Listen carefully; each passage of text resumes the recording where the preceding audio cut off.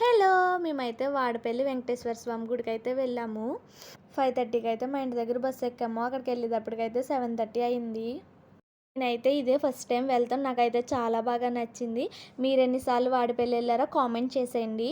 ఆ రోజు ఏకాదశి శనివారం జనాలైతే చాలామంది ఉన్నారు. బైక్స్, కార్స్ అయితే ఇంక అసలు చెప్పవసరం లేదు. అన్నీ ఉన్నాయి. ప్రదక్షిణాలు చేసి గుడిలోకెళ్ళి దర్శనం చేసుకొని బయటకొచ్చేటప్పటికైతే 10:30 అయింది.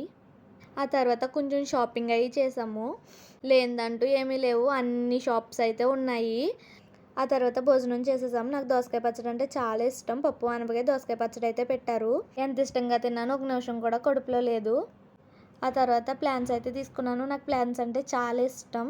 తర్వాత వాడపల్లి నుంచి రావులపాలెం, రావులపాలెం నుంచి రాజోలు, రాజోలు నుంచి మలికిపురం, తర్వాత మా ఊరు వచ్చేసాం. అంత దూరం బస్ జర్నీ అయితే నాకు పడదు. వాడపల్లి నుంచి ఎవరైనా వీడియో చూస్తుంటే ఒక లైక్ చేసేయండి. Please like